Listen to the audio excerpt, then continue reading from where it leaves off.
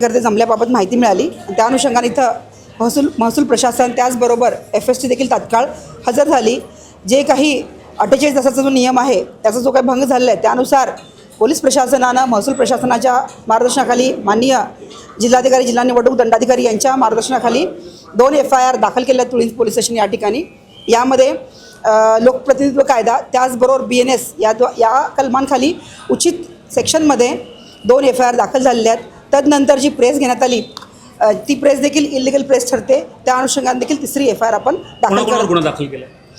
प्रथम गुन्हा जो आहे इथले उमेदवार नाईक साहेब यांच्यावर आणि त्याच्यावर इतर कार्यकर्ते यांचं देखील नाव येणार आहे. दुसरा गुन्हा देखील त्यांच्यावरच होतं. किती कॅश सापडले त्याच्याबद्दल काय माहिती आहे का? 9,53,000 त्याचा तपास सुरू आहे. FST इन्व्हेस्टिगेशन ऑफिसर तपास करत आहेत. त्याला काही वेळ लागेल तर त्याबद्दल तुम्हाला उचित वेळेनंतर ब्रीफ करण्यात येईल. घटनास्थळून काही डायऱ्या सापडल्या त्या कुठच्या पक्षाच्या होत्या आणि डायऱ्यांमध्ये काही नाव आणि अमाऊंट आहे याचा देखील तपास सुरू आहे. इथं BJPचे कार्यकर्ते होते त्या अनुषंगाने आम्ही चौकशी करत आहोत. तर त्याबद्दल देखील तुम्हाला चौकशी तपासांती उचित माहिती देण्यात येईल. विनोद तावडे हे मतदारसंघाबाहेरचे आहेत परंतु तरी ते देखील आले. त्यांच्यावर काही कारवाई किंवा त्यांचा देखील गुन्ह्यामध्ये नाव आहे. 827/24 मध्ये जी FIR झालेली आहे लोकप्रतिनिधित्व कायदा त्यामध्ये त्यांचं देखील टोटली किती रूम बुक केलेले आणि कधी याबद्दल देखील आम्ही सखोल चौकशी करत आहोत आणि त्या अनुषंगाने तुम्हाला उचित योग्य पूर्ण कारवाई माहिती देण्यात येईल. असे सांगितले काही कॅश ही मागच्या बाजूने खिडकीतून पळवण्यात आली याबाबत काय? त्याबद्दल देखील आम्ही तपास करत आहोत. तसं काही आढळून आमच्या तरी सध्या सकृत दर्शनी आढळून आलेलं नाही आहे.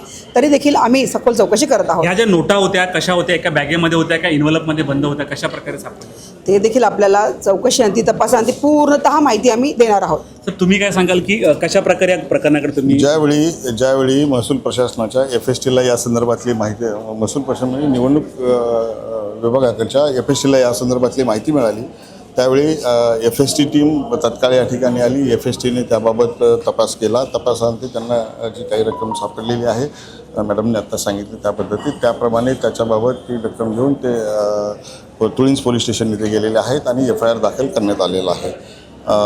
आणखी या ठिकाणी काही असेल तर त्याबाबत आमची संबंधित FST टीम आणि पोलीस अधिकारी चौकशी करत आहेत.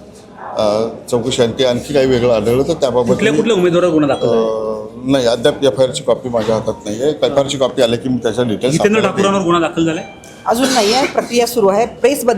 प्रेस ही अवैध होती आणि त्याबद्दल देखील आम्ही दाखल करत आहोत. उमेदवार राजन नाईकांवर गुन्हा दाखल दाखल झालेला त्यांचे काय म्हणतात त्यांच्यामध्ये लोकप्रतिनिधित्व कायदा 226, 123 या सेक्शननुसार आम्ही दाखल करतो. त्या कॅसचा आणि राजन नाईकांचा काय संबंध होता? तो तपासांतीच निश्चित करता येणार आहे. या क्षणी सकृत दर्शनी बोलणं उचित ठरणार नाही आहे. तपास करण्यास वेळ द्यावा त्यानंतर आम्ही तुम्हाला प्रॉपर ब्रीफ करू. खरोखरच पोलिसांनी दिलेल्या माहितीनुसार की उमेदवार राजन नाईक यांच्यावर गुन्हा दाखल झालेला आहे तर आमदार हितेंद्र ठाकूर यांच्यावर देखील गुन्हा दाखल करण्याची प्रक्रिया सध्या सुरू आहे. त्यामुळे प्रकरण आता कशा प्रकारे वळणगती हे पाहावं लागणार. सध्या वातावरण निवडलेलं आहे. पोलिसांनी संपूर्ण परिस्थिती नियंत्रणात आणलेली आहे. पुढची परिस्थिती काय आपण यावर लक्ष ठेवून असणार आहे. HP साठी हनीफ पटेल सोबत प्रवीण नलावडे वसई.